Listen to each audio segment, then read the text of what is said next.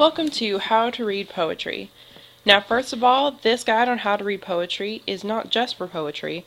Poetry is a very distilled version of literature, and everything we can do to try to understand poetry we can use for other things as well.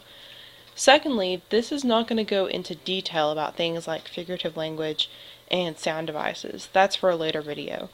This is just going to give you a few steps to help you when your teacher hands you a poem and says, what does this mean?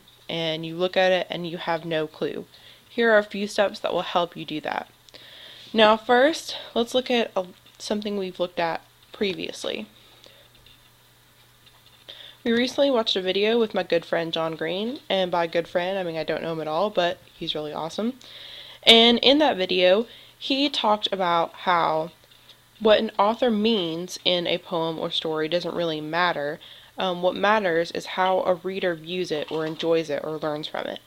And that's very true, but what he did not say was that we didn't have to look for things that the author might mean, or symbols or metaphors or anything that's hidden within a poem or a work of literature that can add more meaning to it.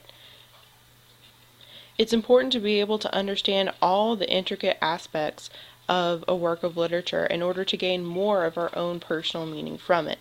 Again, not necessarily what the author intended, but a deeper meaning for us.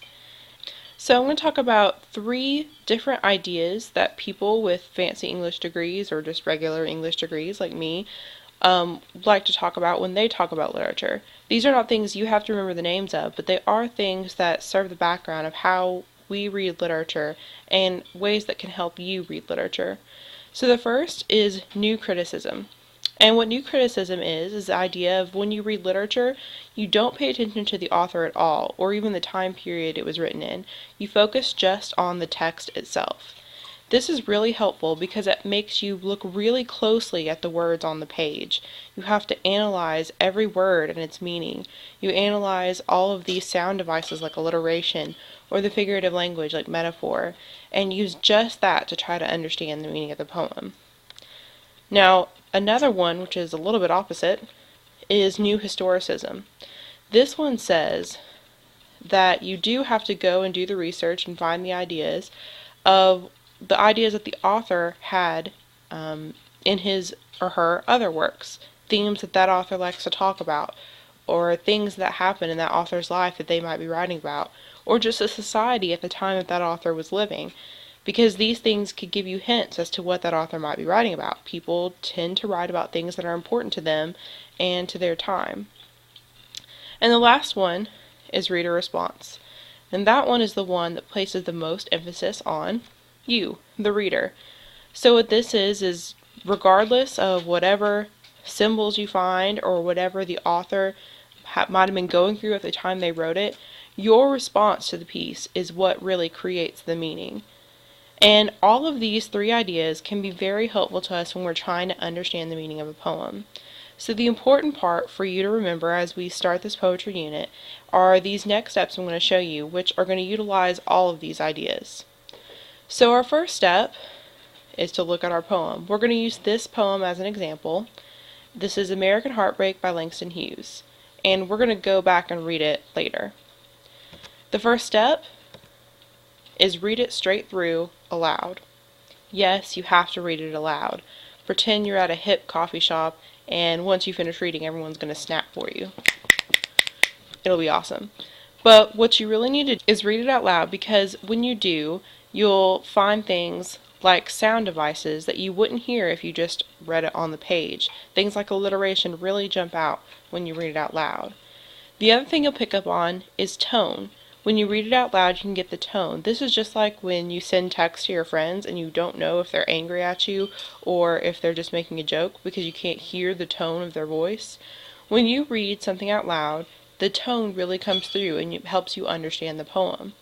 It's also important to read it straight through without stopping.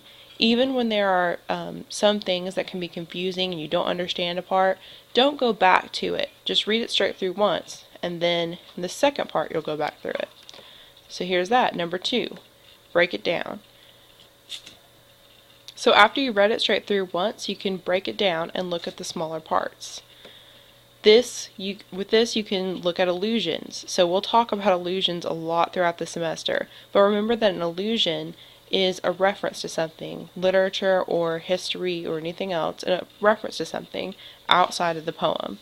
So you might have to look up some of these illusions and see what they're referring to.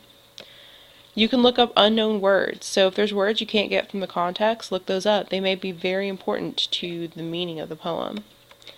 And you can try to figure out any tricky figurative language or anything else like that that is in the poem.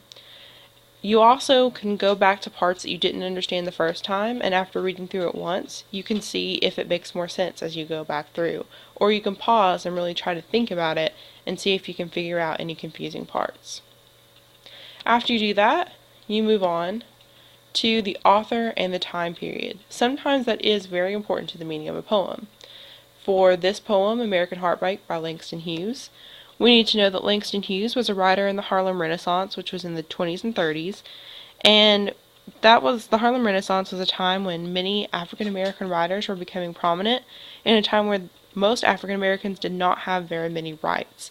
So a lot of the things that Harlem Renaissance authors wrote about was African American life and different rights that were withheld from them.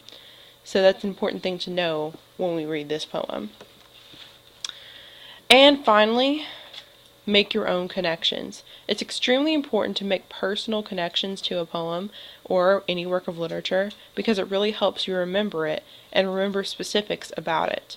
If you don't make it meaningful to yourself, you're never going to remember it for a test or any other important thing in your life. So you can make your own connections, and each individual person makes a different connection. So here's kind of a little illustration to show that. Here's your book, here's your person. They have their own lens that they look through it with, and they bring their own baggage to the table. So, to bring up John Green again, he has a book, The Fault in Our Stars, which is about two teenagers with cancer. I don't have anyone close to me with cancer, so even though I loved the book, I didn't have that personal connection. A lot of other people I know who read it had a much, much deeper connection with that book because they had someone close to them who had struggled with cancer. Let me show you a different video example. The lamplit street, Cleo wonders why John is so desperate to receive this mysterious black case. A passerby takes a fleeting interest. Cleo walks on, knowing tonight she can't trust anyone, perhaps not even John. Crossing the lamplit street, Claire wonders why John is so desperate to receive this mysterious black case. A passerby takes a fleeting interest. Claire walks on, knowing tonight she can't trust anyone, perhaps not even John. Crossing the lamplit street, Claire wonders why John is so desperate to receive this mysterious black case. A passerby takes a fleeting interest. Claire walks on, knowing tonight she can't trust anyone, perhaps not even John. Crossing the lamplit street, Claire wonders why John is so desperate to receive this mysterious black case. The passerby takes a fleeting interest. Claire walks on, knowing tonight she can't trust. In the lamplit street, Claire wonders why John is so desperate to receive this mysterious black case. A passerby takes. So you can see the point of that video was that even though the same lines are read, people were imagining very different scenes in their heads. And this is the same thing with you. You put your own thoughts into whatever you're reading, and that can really be helpful in figuring out the meaning of a poem. So let's try this out with American Heartbreak by Langston Hughes. First step, remember, is to read it out loud, all together, straight through.